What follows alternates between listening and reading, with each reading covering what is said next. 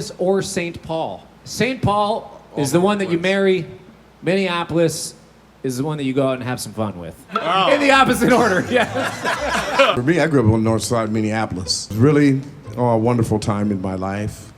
I grew up with a lot of musicians around town, and you know, we all played different places as kids and stuff. It was great. It was a pool of learning. What do you think, Kev? Burnsville, dude. Oh, Kevin's from Burnsville.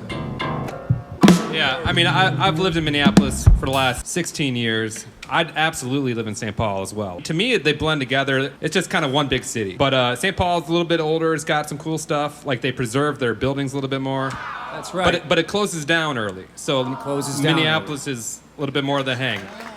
St. Paul also has a skyway. We showed Eddie the skyway this past winter. It's the largest skyway in the world, which is cool because it gets cold. Super cool. Yeah, super cool. Favorite pizza in the Twin Cities area? Punch pizza. Oh, yeah, for authentic. I've been all around Italy, and still my favorite pizza in the world is Punch Pizza. How come you haven't taken us there? And literally every time I've come to Minneapolis to play with you, we've gone to a pizza place. We go to Pizza Luce. And Pizza Luce preserves better delivery. Punch, you got to have it right away. Yeah. All right. That's enough of the Twin Cities questions. Everybody in your band seems to have great time. Did you all play in marching band? Who here played in marching band? Semester at high school in America. Sioux Falls marching band? Sioux Falls marching band. The song we played was Life is a Highway. Who does that song?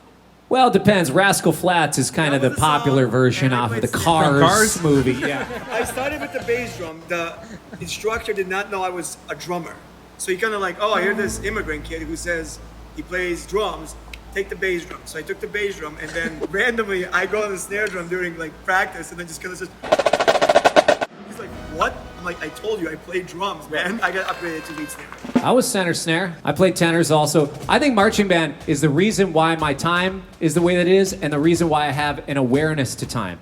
I think marching band is the main thing that gave me the ability to focus on subdivision and the ability to focus on where everybody in the band is placing their subdivision and where they're placing their downbeats and all of that.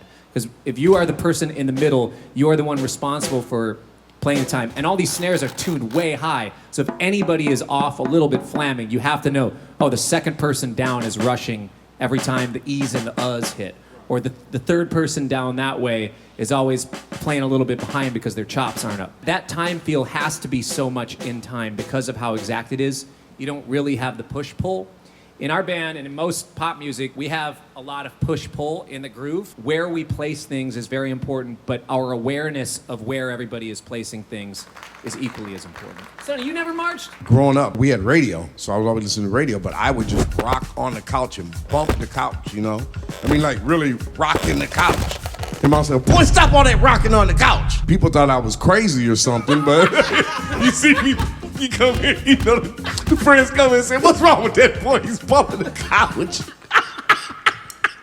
But that helped my time. But there's nothing wrong with me, y'all. It's just something that, you know, I grew up with. Yeah, nothing. It's just an anomaly of humanity, so, you know. But then the other side of like drum and bugle corps, of course, the brass players, that's a whole sound. What did you take away from your marching experience as brass players? To learn how to blend and listen to section and within your section and outside of your section, for sure. Part of marching band is you're keeping time with your feet, too.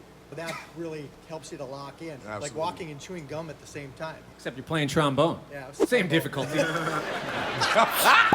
Does Sonny play flat wounds or round wounds? Just depending on the kind of style of music. For what I love round wounds because I like to get close to that piano sound on the bass. You know, when that's right. You know, if it's open, you can get that. You can really get that really beautiful pop sound, and it's just great. Like, it sounds great. How did you assemble the Wong notes?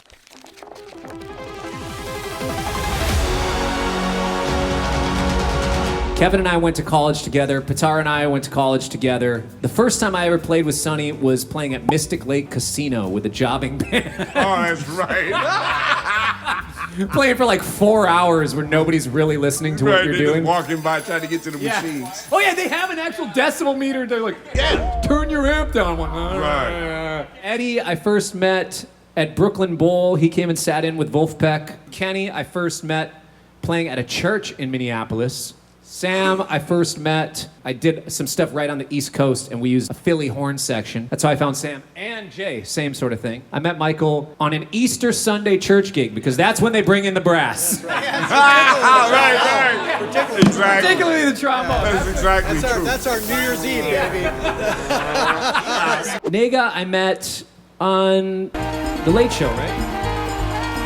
Playing in the house band on The Late Show. And John Lampley, also, who's in the band, not here with us today, New York, hanging out. Do you ever struggle with imposter syndrome? If so, how do you keep the image of being a strong band leader? I think for any musician or creative person in general, a lot of times we look up to other musicians, other people that we admire and think, I'm never going to be like them. I'm never going to be as good as them. For me, the thing that keeps me strong in that, or the being a strong band leader or whatever, is the fact that I know that I'm doing something that's unique. I think I can say comfortably, without being arrogant, is that I am doing something that I don't think anybody else is doing. And I have a very unique sound, and I have a signature sound on my instrument and in music in general.